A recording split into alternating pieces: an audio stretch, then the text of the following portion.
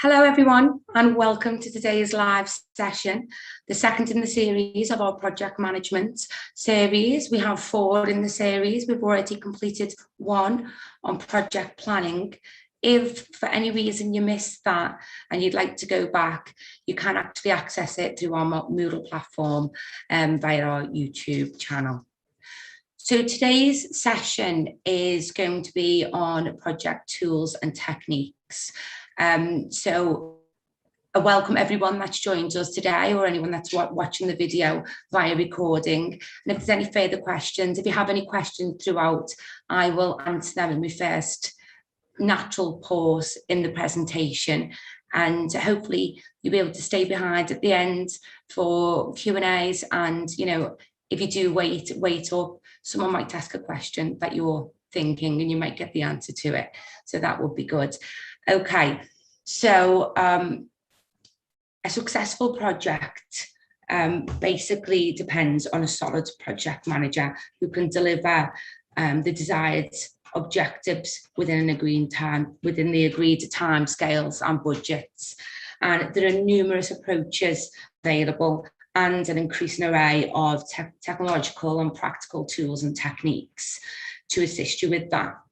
Now, using these to monitor progress continually and adapt plans as the project progresses will improve the chances of success. It's expected that middle managers should possess some form of project management skills and should be able to use some of these tools and techniques.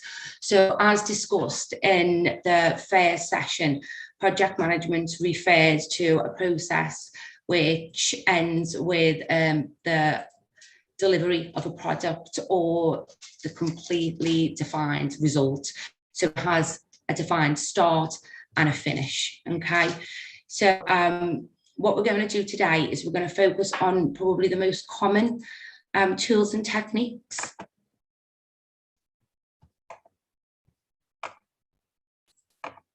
So let's get started. Firstly, I want to just start by defining what I mean by tools and techniques. So techniques are basically the how-to, so they represent ways for performance tasks. Now, they work like as an assembly line, so they work basically towards the tool, okay? So this means the effective use of the techniques is dependent on the defined project life cycle. Now, we know we talked about the project life cycle in the first session in our series, but I'll move on to that a little bit more in a second. So the tools basically implement them techniques, so they provide a mechanical leverage for performing the specific tasks. And again, the tools must be deployed in a proper order in the locations along the project life cycle. Okay, so I'm going to move back onto this slide, which I did cover in the first session. In the first session, we talked about the terms of reference, we talked about developing a business case for approval or developing a project proposal for an approval. And obviously, you break down the plan of what you're going to do within the project in order for it to get accepted and for you to get funding or, you know, approval for that project. Now, the tools and techniques that I'm going to be talking about today are part of, you know, the initiation phase, but often they are used in the planning phase, but simplified for approval from the major stakeholders. So we will be looking at planning the project using different methods to look at the most effective ways to manage the time, activities, resources and financials. And we will be looking at how these tools and techniques help in communicating the project plan, and also how they can be used to help to agree and delegate with all the people that are involved what's going to happen. Okay, so, and you know, these tools and techniques can also help to motivate and inform the team, because if they are, you know, a good visual, people know exactly where they're up to, what they need to do, who's doing what, at what time, and hopefully will avoid any sort of delays or bottlenecks or anything like that within the project. So yeah, over the course of the 20th century, project management has evolved as a discipline. In the 1950s, we saw the rise of PERT, which is the project evaluation review technique, critical path, work breakdown structure. And in the late 1990s, the critical chain was introduced. And in 2001, a group of software developers met in Utah and published the Agile Manifesto. So we'll be talking a little bit about that. But ever since the Industrial Revolution, managers have been seeking better ways, basically, to manage projects and increase productivity. Henry Gantt came up with his famous chart, which is probably common to most of you that are here today, after working as a mechanical engineer for a steel manufacturer. Now, since then, technological advances have meant that you know, that's been adapted and changed and can be suited to different organisations for different reasons, but it probably remains one of the most common. We're going to be moving on to the next sections of these tiles in the following session in the series, and the final ones, so 3 and 4, we're going to be moving into them ones. So bringing us back to the project life cycle, I think that it's really important that we do keep going over the different stages here. So there are 4 stages. When we look at the next session, which is going to be looking at more about the management of projects, the management of the people and the processes, we will include an additional stage just to confuse you all. But looking at it from the actual planning and the initiation stage, we're going to go and we're going to look at, you know, the initiation stage understands the goals, the priorities, the deliverables, basically. The planning stage looks at, you know, outlining and defining each task specifically. And, you know, some of the tools are really good for doing that. And the next session, we'll be looking at more about the execution stage and closure stage, but we're going to be focusing more on 1 and 2 here, okay? So I'm just going to, before I start on this slide, I'm just going to ask you a couple of questions just to see what level of expertise or, you know, what level of project management you've done or been involved in. So I'm just going to ask you to answer a couple of questions, if you don't mind, just so I can see where you are at. Okay, I'll give you a couple of seconds.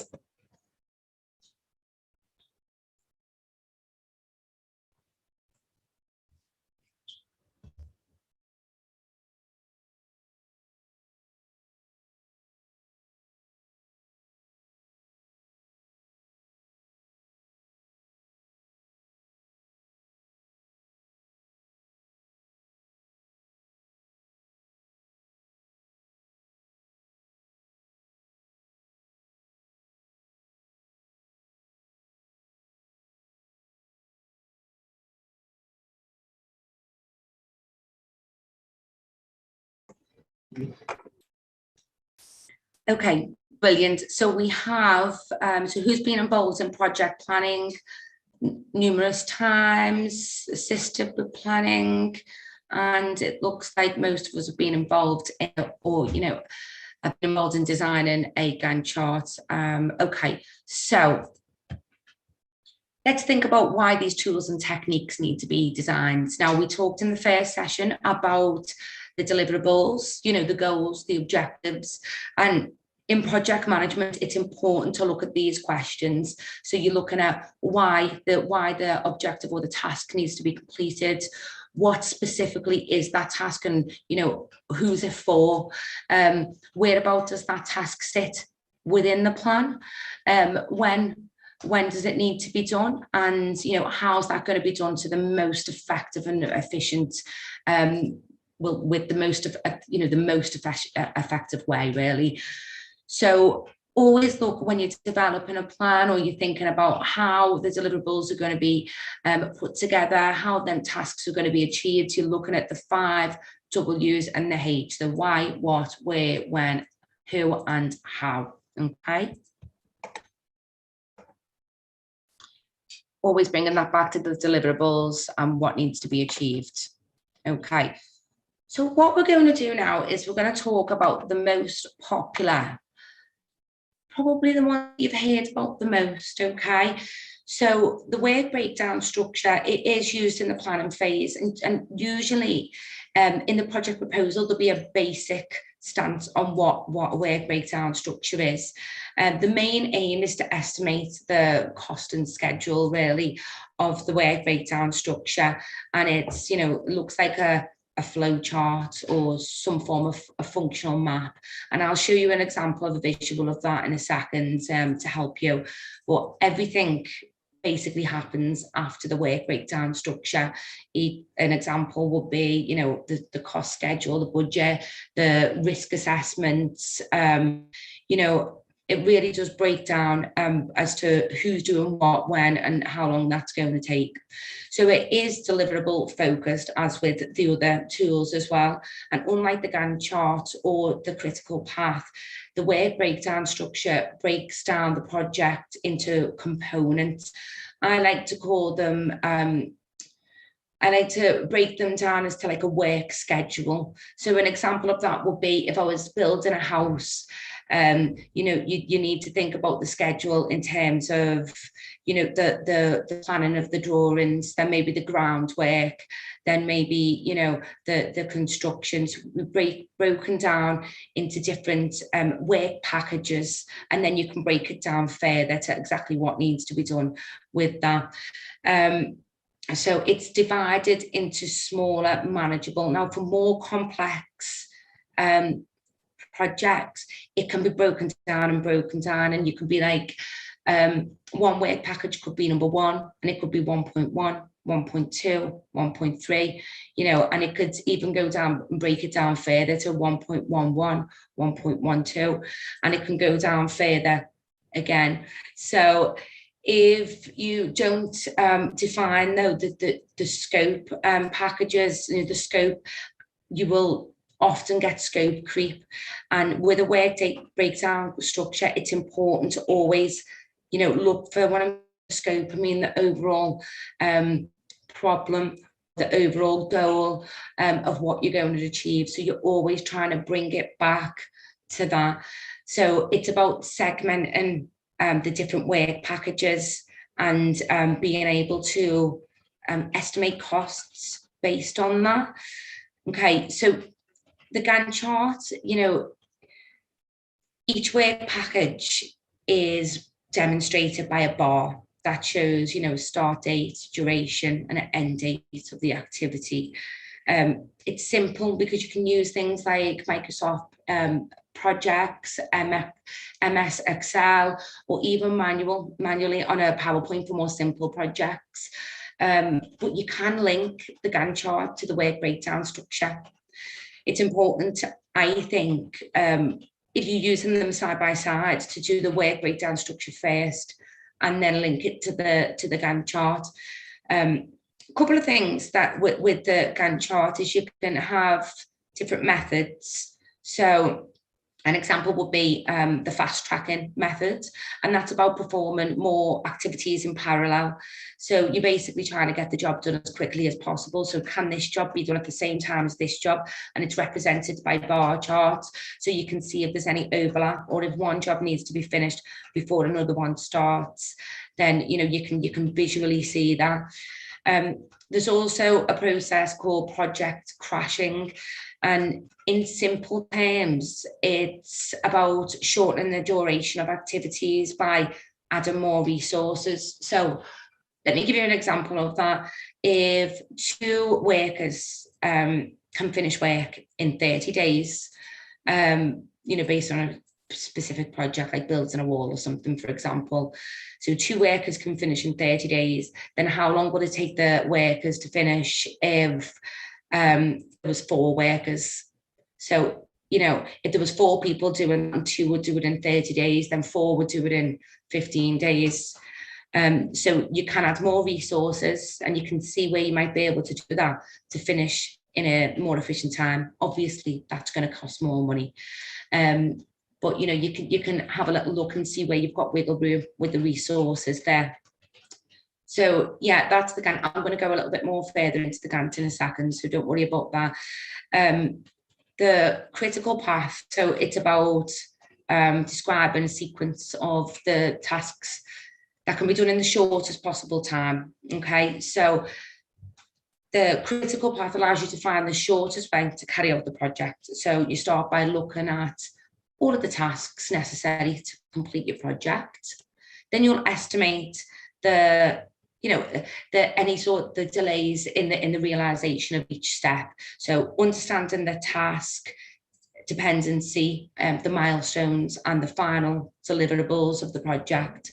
So it basically calculates the shortest project duration by lining up the longest sequence of tasks necessary to complete. So you'll be able to see where you can shorten that. And, you know, you need to start by looking at them tasks and really analysing how you can get there. It's a great visual, I believe, the critical path, and you can make it really simple as well, and then make it a little bit more complex, and then make it a little bit more complex. So I'll show you a diagram to show you about that in a sec. So let me just ask you another question, just to make sure you're all still with me, okay?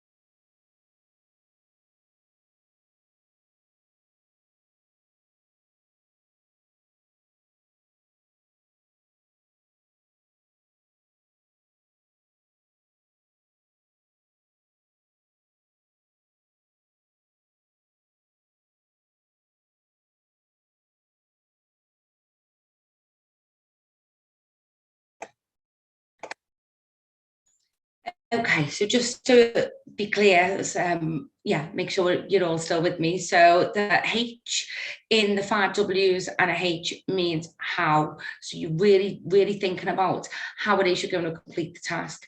Now, there are other methods that are used in planning, such as decision tree matrix, or the weighted decision tables, which allow you to think about different ways to complete tasks and the best suitable way. So let me just give you an example as to why how is really important.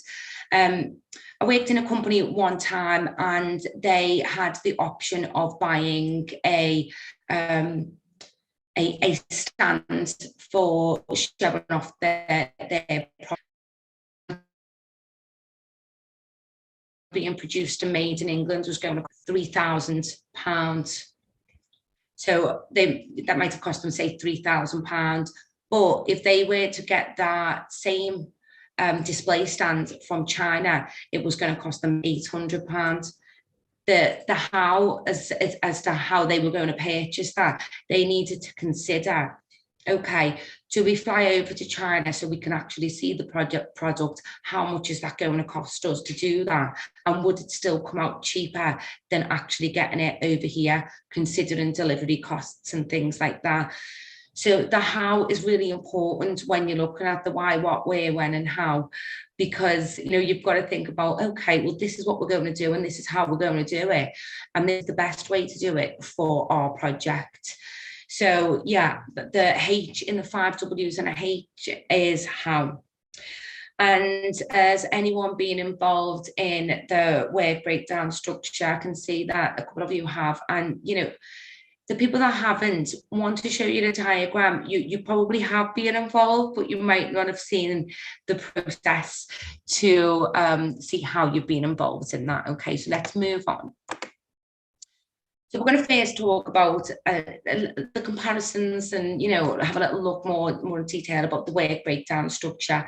But it basically a huge picture of what the project is about. This is sometimes can be, you know, if you include this to a stakeholder who's not 100% sure about what the project's about, this can sometimes really define exactly what needs to be done. Also, if you were to pass it on to, say, senior management and say, you know, we might need this person to do this, say like IT technician, for example, or we might need the technical support to do this, or, you know, you can see exactly where they fit into it, and maybe estimate the costs for that professional, or for them to come out of what they're doing. So it is an overview of the project, and it defines the scope before starting the project, but can be used as a visual for everyone in the project to know who's doing what and when. The complete work breakdown structure, it is like a roadmap, and, you know, it can be used not only at the project planning stage, but it can be used throughout to monitor what's being done as well. You know, I've seen people use this in the past, and, you know, I've had it on A3 paper on the wall, and been ticking tasks off as they've been done, so everyone who's involved can see their part in the work breakdown, in the whole project process, and can see basically what they need to finish before the next phase starts, or the next work package starts. So look at it as the whole project. Then under that whole project scope, or, you know, goal, is the individual work packages. Then underneath that packages could be the activities, and then within them activities are the specific tasks for individuals or departments. So I'm going to just show you this example. Now, this is basically an example of the project life cycle with the, you know, the management phase involved. As I said, you can look at it as 4 phases when thinking about planning a project, but you can look at it as 5 stages when managing that project as well. But this is just a demonstration for you to see how it's broken down. So at the top, you'll see the initiation, planning, execution, control, and closure. They're the work packages. Now, under them packages will be the defined activities, and maybe within them activities will be individual tasks. You know, managers, if they were monitoring it, could set individual KPIs based on this. So you know, it is really good to be able to say. I'm just going to show you one that I put together, just thinking about, you know, okay, I want to, you know, build my own house, a dream for all of us probably. But, you know, if I wanted to build my own house, I'd need to think about, right, well, how am I going to do that? Let's think about if I'm going to, you know, ask someone for a loan, and you know, they want to see, well, what needs to be done and by when. I could calculate the costs of each activity based on this. So I'm breaking it down and breaking it down and breaking it down further. So the first initial phase will be, you know, you're planning the project, you know, you've got to do all your administration, get all your, you know, everything in order. Think about, you know, hiring an architect. Now that hiring the architect will be part of the design and, you know, the first part there. But you might even think about, well, hiring and, you know, interviewing and actually choosing an architect. There could be 3 tasks within that specific work package activity. So then you'll be thinking about drawing the plans, you know, writing specifications, think about, you know, any sort of payments that you need to submit to the council, you know, things like that in developing it.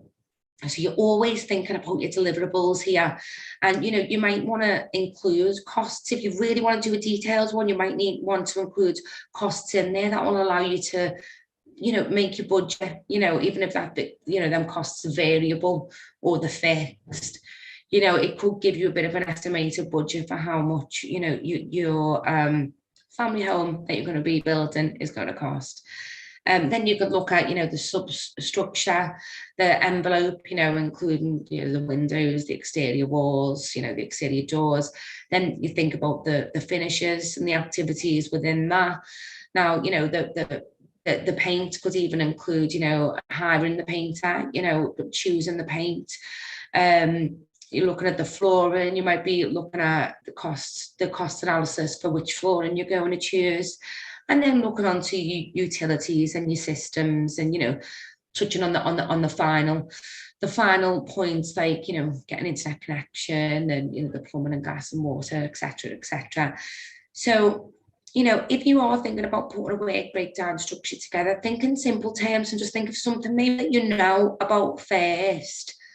Put one together, and then, you know, if your manager or, you know, your CEO or director is asking you to plan a project, maybe put one in simple terms of something that you really know something about, and then go into maybe doing a work breakdown structure based on the project that you've been tasked to. So yeah, I hope you're all still with me here, because it is quite complex, but at the same time, if you put a structure together based on something you know at first, and you say, okay, well, I'm going to do a work breakdown on plan a family party, for example, you know, and you've done that before, then maybe practice doing it with that first, and then go on to doing the work breakdown structure on maybe something that you've never, you know, done one on before. And it's always good, I think, to get, you know, the team involved in this, because if you're missing any sort of tasks or key activities, that because it's not your expertise, so say, for example, you know, you're looking at exterior doors, or, you know, you're looking at foundations, and, you know, you know that this might be better than that, or that might be better than this. You might want to get an expert in, or one of the teams that know more about it, to be able to find out if there's additional tasks that you're not basically adding into the equation. Okay, so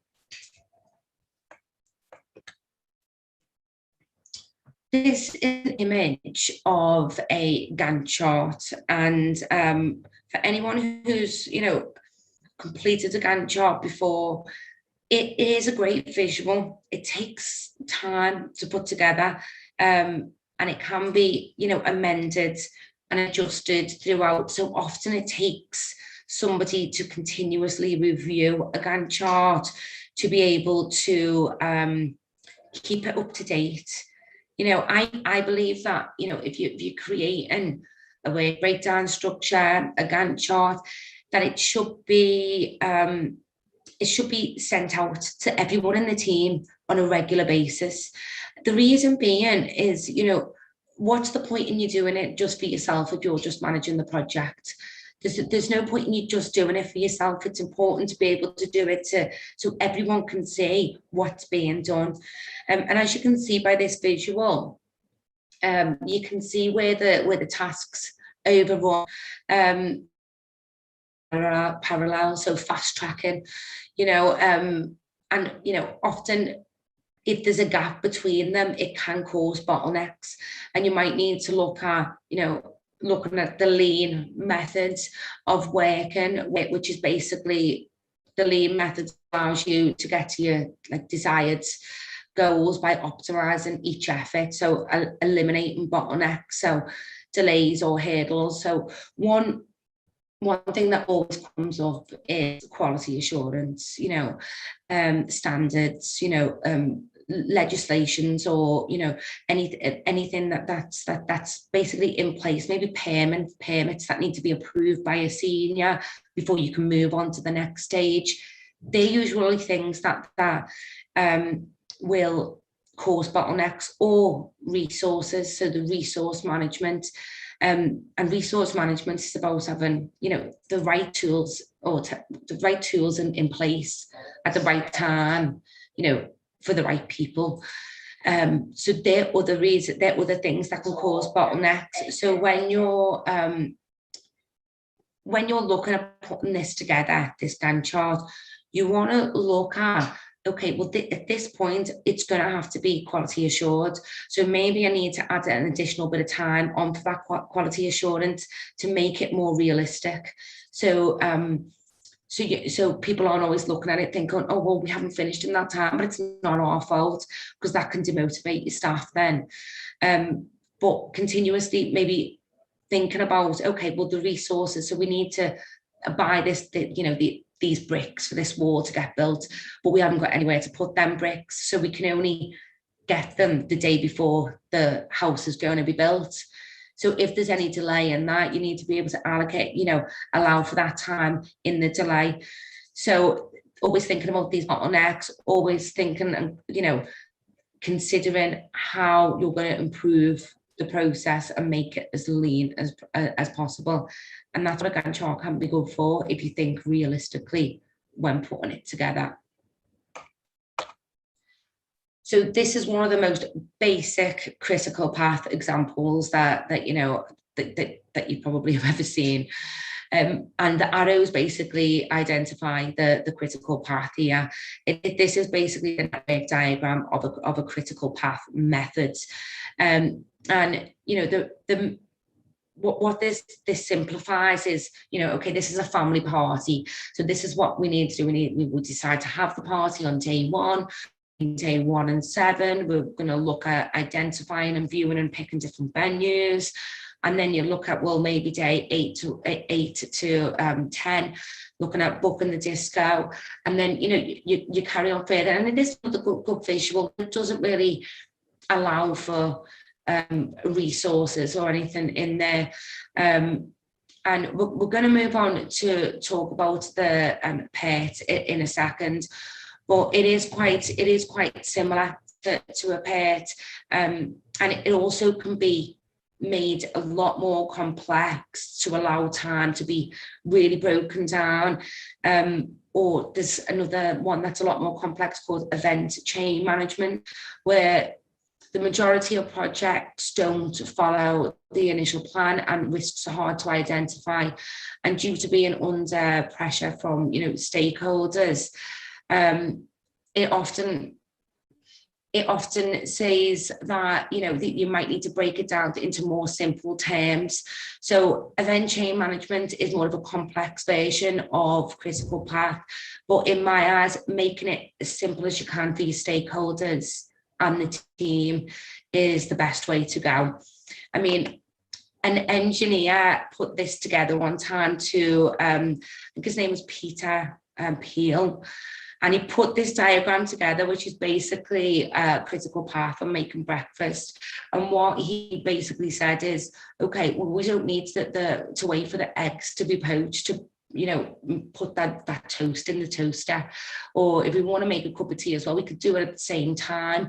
And it's about, making sure that you're doing the different tasks at the time that that gets you to the end the quickest, really.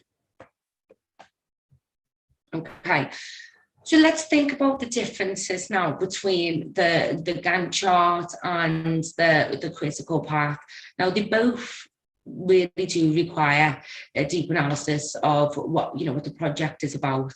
As I say, using, making sure that you're linking and you're always thinking about risks and resources and bottlenecks and ways that you can, avoid delays. The critical path is more specific and, it focuses on the dependent tasks, whereas the Gantt looks at more about the activities. And the critical path also looks at like any sort of delays. So it thinks about the longest possible route really to complete the task. Whereas, the Gantt chart just doesn't really take into account any sort of problems that may occur. So the managers must figure out the activities involved and they must make sure that they are clear, but not be over optimistic for both, really.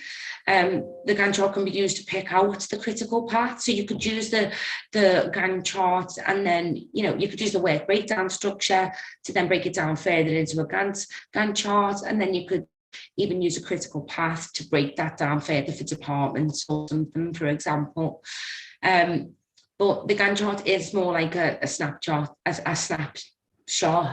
of the project. So more of a visual of what needs to be done and who can do what at what time. But they do complement each other. So, if you wanted to use them side by side, if you wanted to, you know, use them both together to get the best out of your plan and methods, you can.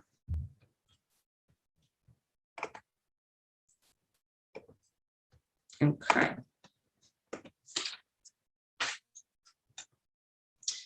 Just going to ask you another question or two before we move on to PATE. Check you're all still with me. Okay, so what is the key differences between Gantt and PATE? And who is in charge of scheduling a project? I'll give you a minute to answer that.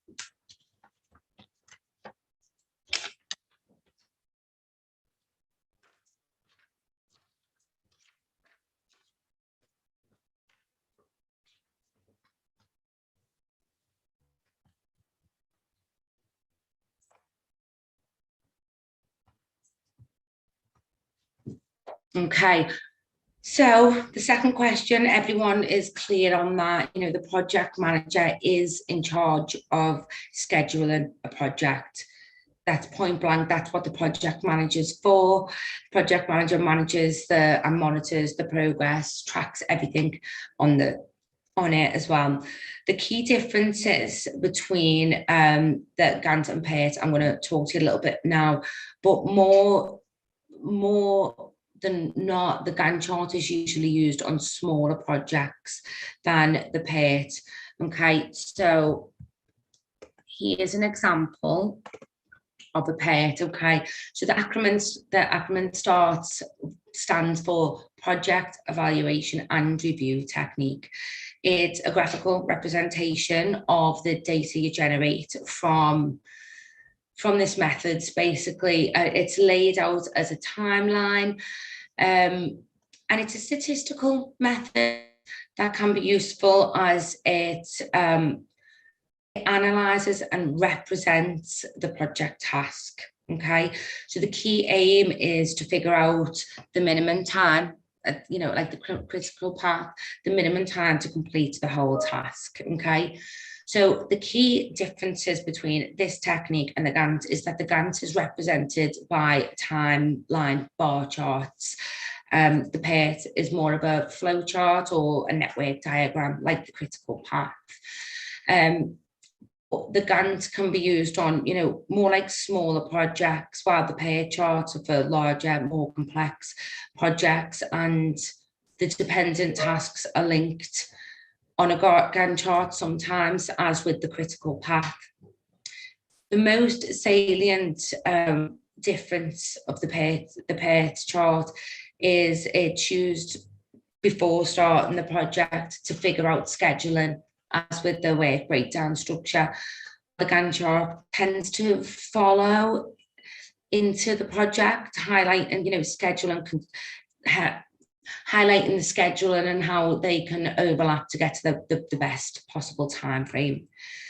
Gantt chart, you know, reveals, as I said before, how long the task will take, and it shows who, you know, what activities and who's responsible for each, basically. But you know, I would say for more complex, more larger projects, that's what you need to be using the PATE for. And you know, it is a really good technique, because I mean, if you look at this picture, think about it. You know, it tells you not just how long the time's going to take, as in it's going to take 7 days, but you know, it takes it. it could even go into telling you like the man hours involved in that as well. You could really break it down into specifics there, and you could even link each number task to the next as well, like 001, 002, etc., etc.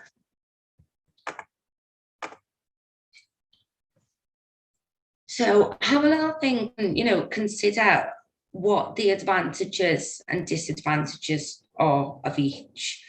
Now, I haven't really touched on task boarding. Task boarding, you know, can be used for really small projects, you know, can be used for larger projects, but I'd say more simplistic ones. The way you visualize a task board is it could just be a whiteboard with, you know, with post-its that say, you know, activities to do, activity in progress, activity completed, and it could just say, you know, write for example, it could write the work down, write the work breakdown structure, and that gets transferred from one section, which is the to do, to the in progress. And then once you've completed it, that post-it will then be moved over to the completed section. It's a good visual if you just, you know, you're completing a small task as a team, or a small project as a team. Maybe, for example, to create a, you know, maybe create a page, website, and it's got, you know, different activities to do, you know, in progress, completed. It is good for simple ones, but, you know, for more complex, you'd have post-its all over the office and it would just be a little bit crazy. But yeah, just think about the advantages and the disadvantages, and think about, you know, have you used any of the following? And if you haven't used a work breakdown structure or seen one, maybe speak to your project managers and ask them, you know, have we got a work breakdown structure for this? Am I involved in it? What can I see it? Because often is the case that, you know, senior managers won't show the, you know, the people that are doing the tasks, the overall work schedule, because they don't think that they need to. For me, I think that you need to be transparent as a project manager, and everyone should be able to see your project plan, you know, your specific schedule and how it's going to be done. I think it motivates people to be involved, you know. So if you haven't seen one, but you know you've been involved in one, ask to see it. And that's the same with the Gantt chart, the critical path. You'd obviously be able to see the task board because it's usually a really big visual in the office, or, you know, in the boardroom or whatever, or the pairs.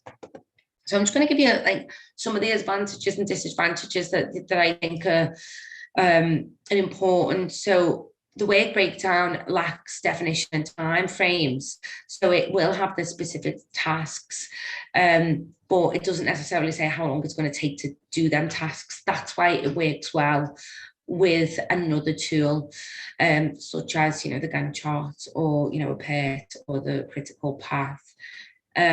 It is good for estimating costs because you can really break it down further and further. Within them tasks, you can say, well, you know, this might cost us that much and this might cost us that much. The Gantt chart, yeah, it can be. I mentioned that before, because it doesn't only need to be looked at the start. You've got to continually monitor it, and you've got to like maybe change it, because an outdated Gantt chart is just useless. But it's good for synchronizing the tasks, being able to know who can do this at the same time as this. You know, we're building a house. Can you get the electrician in at the same time as the plumber? Can you get, you have to wait till the plaster's finished and dried before you can get the painter in. You need, you know, you can look at that as well. The critical path doesn't consider resources really at all. So it's always, and you know, neither does the Gantt chart really. So it's important to be able to look at that, so you can really have a realistic plan there. So you can, but it, you know, you can monitor the delays, and it's ideal for short-term projects as well. And the pair, you know, it helps to visualize and really break down into sections. the specific time frames, and it can be useful when estimating. It can be unsuccessful when estimating the time. When the overall time is difficult to see, is what I mean to say. So you can see that all the specific time frames for each, but if you've got a deadline, it's hard to work out how you're going to get to that point. That's why, you know, using that with maybe a Gantt chart is good to see. So my advice would be, don't just think about using one. You know, I'd use all four if, you know, if I was doing a complex project. But you can use two or three of these. You can use maybe just one if you're just gonna, you know, if you want to just do the critical path of planning a party, or, you know, in implementing a new software system in the organization. You might just need to break down a little bit of what you need to do just to set yourself some tasks, or your team partner or something. If there's only maybe a couple of people involved in the project, maybe 2 or 3, you know, you can just use one, just so somebody's got a visual of, well, what's going to be done at what time. But for me, including the work breakdown structure and, you know, maybe the pace as well in the project plan, and the definitely initiation stage is really good for the planning process and the monitoring process as well. So I know that we've talked about quite a lot in this session, and I'm just going to ask 1 or 2 more questions just to see if you need me to go over anything else, and then you can ask me questions. So I'm just going to ask you 1 or 2 questions if you are still with me.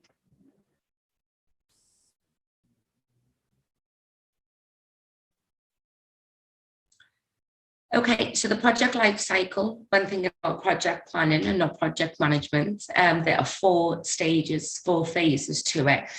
Can you have a little look and let me know what you believe to be true in them answers? And what does PATE stand for?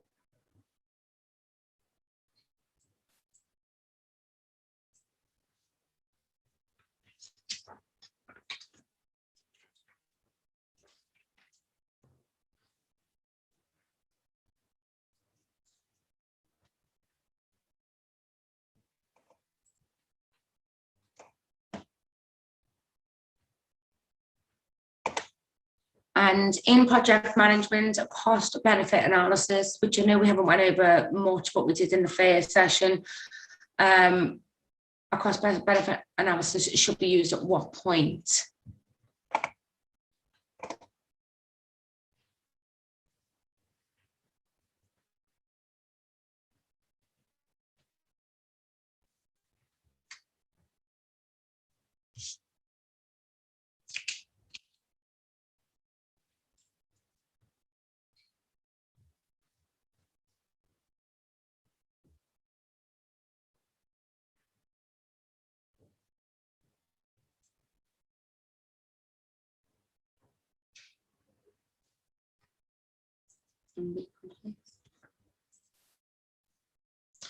Okay, so every one of you has got that right for the first one, so brilliant. I'm glad that you were all with me.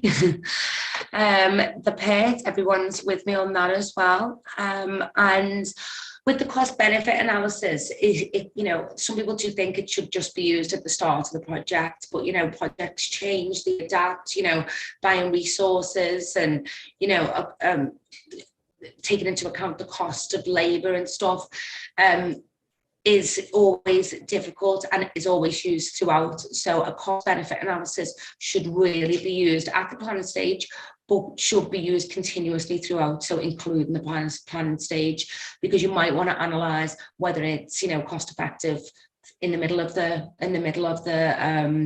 project, whether to do this or that, or, you know, you might want to look at different avenues and in ways to complete an activity.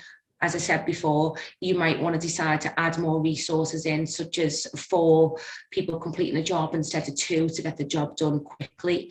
And when you consider, you know, the project triangle, you know, we talked about it in the first session, when you're looking at, you know, the scope and the time, if there's a deadline to that project, then you might need to add in more resources to be able to meet that deadline. And you might want to analyze the costs and the benefit of doing that. So it should be used throughout. Okay, so project management tools, techniques are really useful in planning and monitoring and keeping a project under control. I've only touched on, a couple here. You've got numerous different tools and techniques. You've got Kanban, you've got lean management, you've got agile. There's many different tools and techniques that can be used to really assist a manager in getting the job done. So I would suggest, if you're starting to plan a project, do your research, start basic. When I say start basic, do something in simple terms, like plan something that maybe you've already planned in the past without any sort of tools or techniques, and use them techniques to clarify what you did and how you did it, and then go on to do, planning the new project that you haven't, done before. Also, if your workplace are only using work breakdown structures or only using Gantt charts, and you think that the projects aren't really running that smoothly, maybe you could suggest them adding another tool in there. Maybe you can say, well, would you like to give me the task of completing a part alongside that, so I can estimate the time a bit more specific? Or would you like me to create a Gantt chart so I can see who can be doing what at the same time, so we can get this task, this job done quicker? And your manager might, or the project manager might allow you to deputize that project, and you might be able to use that as part of your qualification. So being able to complete these tools and techniques as part of your qualification, but also as part of the actual job that you're doing, be able to contribute to your organisation having a successful project, is the things that's going to get you, noticed in work, is the thing that's going to get you, possibly promoted within that workplace. So, if you think that it's not there, and you think that your workplace could be doing something better, then, use your recommendations, use the knowledge that you've learned from this or from research that you've done, and just assist them with managing that project. So that concludes my session today. So the second in the series of project management.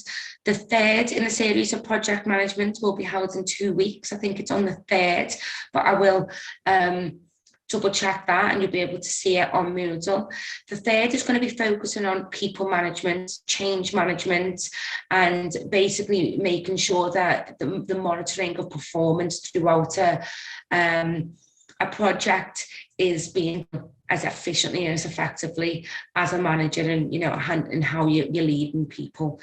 So I hope that you've enjoyed this session today. I will be closing the video and the mic off, but the chat will be open for question and answers. And thank you for taking part and taking the time out today. Have a lovely